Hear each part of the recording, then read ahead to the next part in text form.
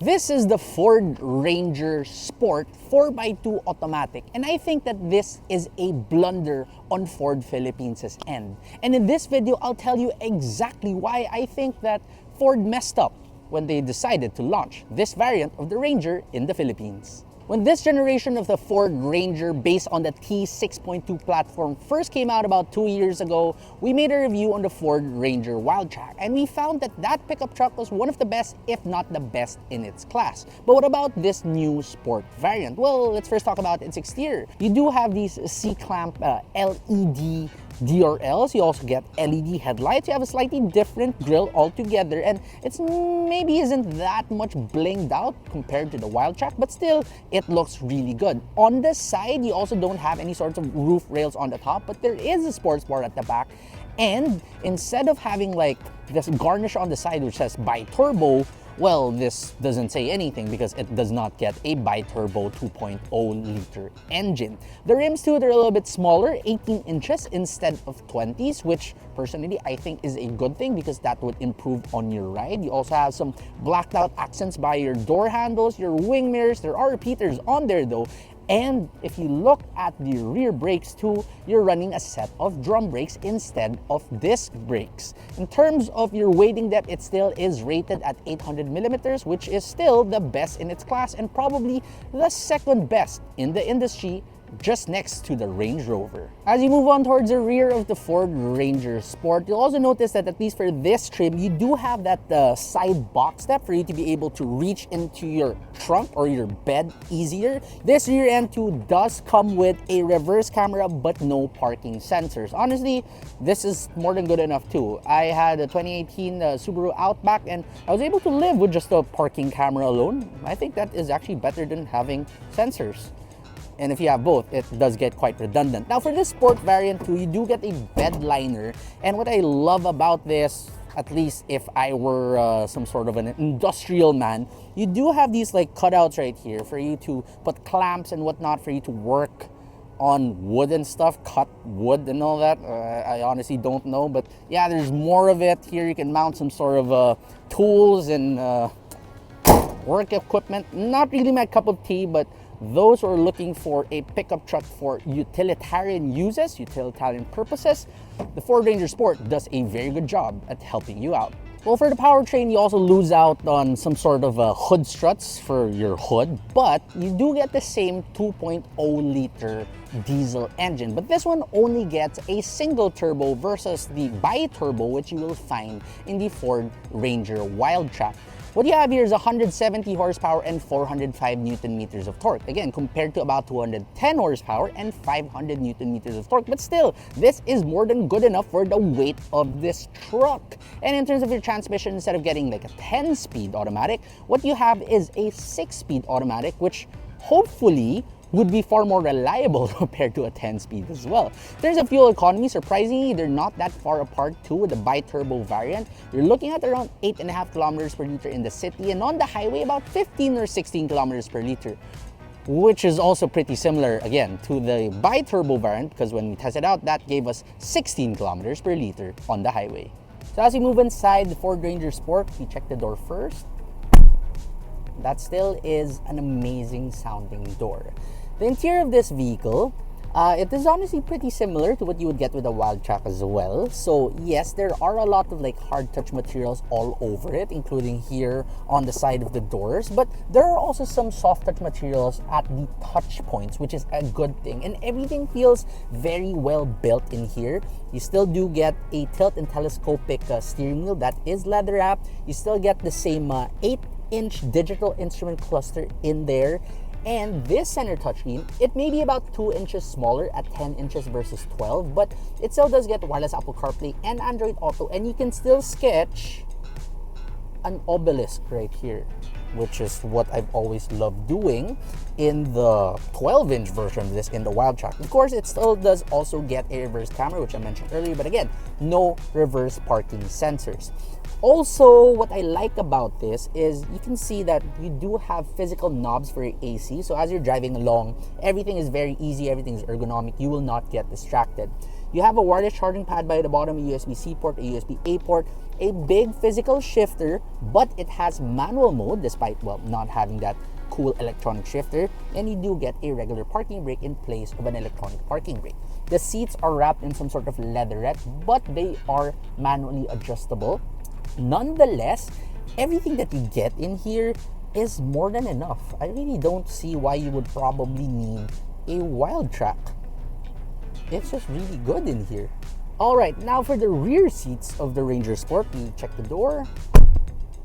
Sounds amazing. So here at the back, you have tons of space, both in terms of legroom and because the cab is pretty squared off, you do have tons of headroom too. And seating 3 people abreast in here is definitely doable. It may not be the widest, it's not an F-150, but you know, for medium trips, I think this is perfectly fine. Now, the things you lose out on here compared to the wild track, you don't have some sort of that 230 volt household outlet, so you only get a regular 12 volt outlet back here. You also don't get any sort of USB ports here at the back. So yeah, maybe not exactly the best car for very long journeys if you have, you know, younger kids back here who always needs to be on their iPads. Yeah, just get a power bank, perfectly fine.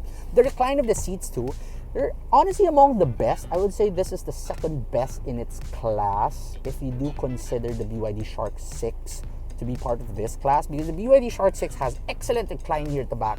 Here, yeah, it's the second best. It's not like those other pickup trucks where you sit so upright, which gets pretty uncomfortable. For this one, it's pretty good. And thigh support is also good, so I wouldn't mind staying here for an extended period of time. You even get this center armrest with 2 cup holders as well. Oh, in terms of safety, you do lose out on any sort of advanced driver assistance system functions, but at least you do get regular cruise control. And instead of getting 7 airbags, you only get 6. Which is still 4 more than some cars released in 2025, like the Hyundai Creta. Now we drive the Ford Ranger Sport, and I was driving this back to back with the previous generation personal unit of mine, the Ford Everest Titanium 2.2 single turbo. And you know what, I was very shocked because in terms of ride, they're actually very similar. Now, this Ford Ranger Sport still runs on leaf springs there at the back, which makes sense because it still is technically a utilitarian pickup truck. But because you have 18-inch rims on here, instead of the 20s, which you would get with the wild track, the ride is so much better. In fact, really, again, it feels very similar to the previous generation Everest, which is good because the previous generation Everest was also the best in its class when it comes to its ride.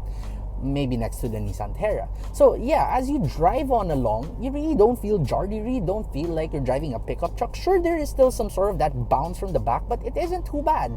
And even for your passengers there at the back, I reckon that they honestly wouldn't mind being there even if the road was a little bit on the bad side. Hello, DPWH. Next would be the powertrain, right? So you might think, okay, I don't have 210 horsepower, I don't have 500 Newton meters of torque, I don't have that bi-turbo engine. It's gonna feel underpowered. Well, guess what? It doesn't.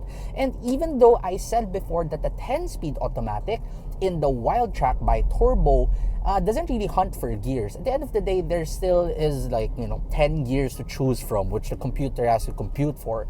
But here with the 6-speed, everything is just, it's snappy, it's quick, it knows which gear to put you in, it has a very wide band in between gears. So yeah, I like the powertrain, I like the transmission. It's a very good feeling truck to drive on a day-to-day basis and even for your highway runs. Speaking of highway runs too, it's a very comfortable car on the highway. It's very quiet in here.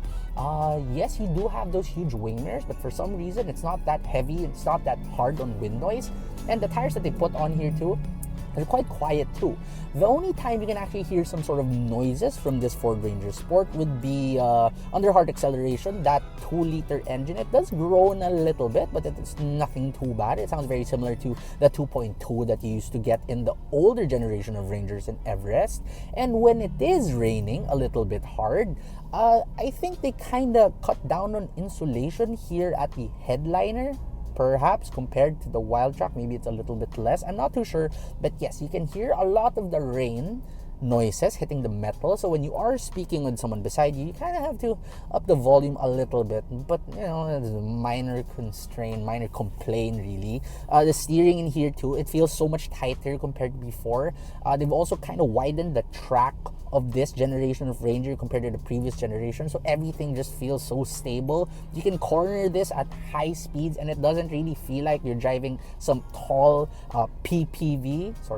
like some tall pickup truck. Rather, it is a pretty good driving truck. It feels more like a crossover SUV when you are cornering this at high speed.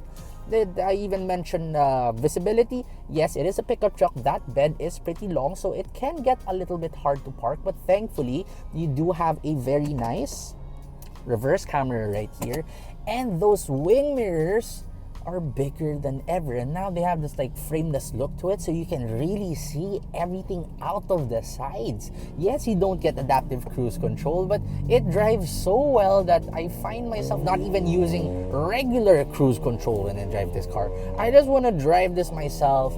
If there are cars which we can describe to be driver's cars, I would say that the Ford Ranger Sport, or the Ranger in general, is a driver's pickup truck. So yes, you should really consider getting one of these. It is a great car, great truck overall to drive. You also get a couple of driving modes right here. Honestly, they don't really matter that much. There's normal, eco, and all that. Just keep it in normal all the time. Everything is very responsive, not much turbo lag. Again, that transmission is quite instant. So yeah, you don't really need some sort of a sport mode. Normal is perfectly fine. At 1,805,000 pesos, the Ford Ranger Sport truly is a blunder on Ford Philippines' end. Why? Well, it truly is way too good that I don't see any reason for anyone to get the Wildtrak version, especially since there's also the Ford Ranger Sport 4x4 for those who actually need 4x4. So yeah, it's so good that it will probably, or has already been, eating into the sales of the Ford Ranger Wildtrak. Unless you really are into all the tiny bells and whistles, for most people, including myself, this pickup truck right here is more than good enough.